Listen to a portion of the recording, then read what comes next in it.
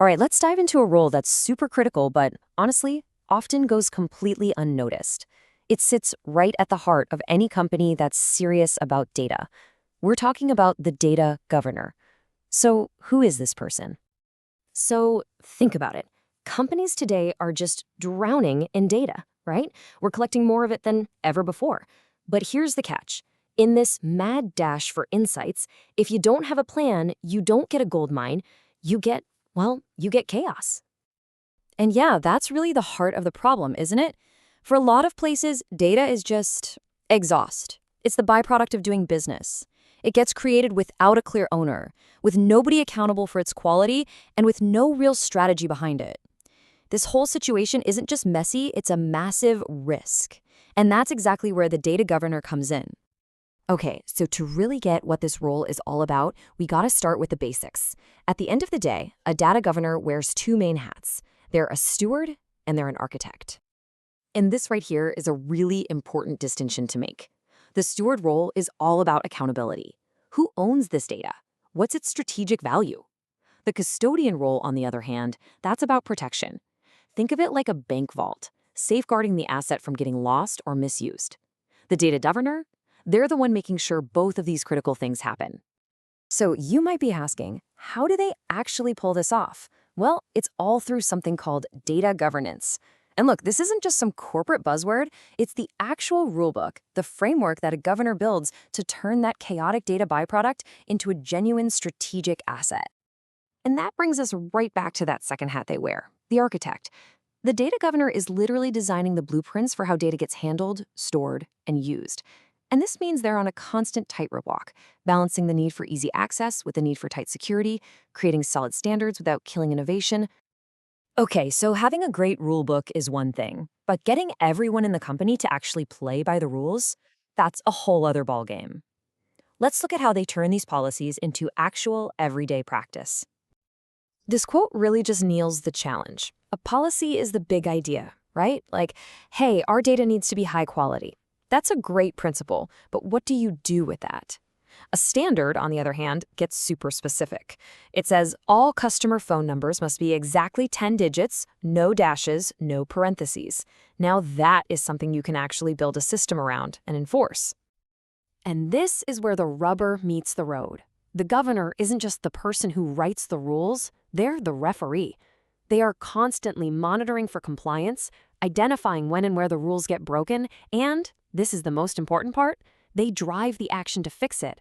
Because without that enforcement, all those brilliant policies are just collecting dust on a shelf.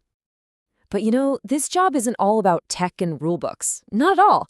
In fact, you could argue the most important part of what a data governor does is all about the people. Seriously, think of them like the conductor of an orchestra, or maybe a UN diplomat.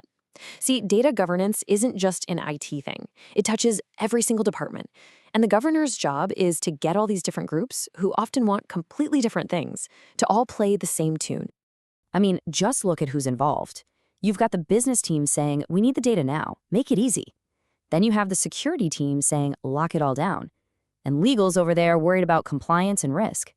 The data governor is that crucial person in the middle of the room, guiding that conversation to find a solution that works for everybody. And let's be real, to make any of that happen, they have to be a fantastic educator and advocate. Their job is to constantly sell the why behind data governance, to make sure people see it as a business enabler, not just another layer of bureaucracy. They're building a whole culture of data literacy from the ground up. And that role as an advocate flows right into another one of their core missions, being the guardian of trust, protecting the company by making absolutely sure its most valuable asset, its data, can actually be relied on. And just look at the scope of this responsibility. They have to be fluent in all this complex legal stuff, GDPR in Europe, HIPAA for healthcare, you name it. But their real genius is translating that incredibly dense legalese into simple, practical rules that an engineer or a marketer can actually understand and follow day to day. But look, this goes way beyond just dodging fines. At the end of the day, the governor is the ultimate champion for data quality. I mean, what's the point of all this data if it's just plain wrong or incomplete? Garbage in, garbage out, right? Bad data leads to bad decisions. It really does undermine everything. And the stakes could not be higher. Poor data quality isn't just some abstract concept on a spreadsheet. It creates very real business risks and leads to terrible outcomes.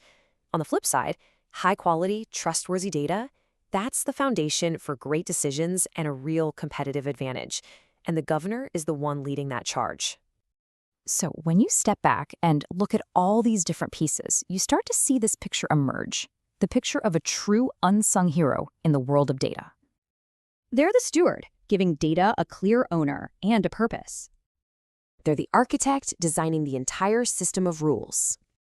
They're the orchestrator, getting everyone to work together. They're the guardian, protecting the company from risk. And maybe, most importantly, they are the change agent, fundamentally shifting how the entire organization thinks about and uses its data. And that brings us to the biggest paradox of this whole role. When a data governor is doing their job perfectly, you don't even notice. It's totally invisible.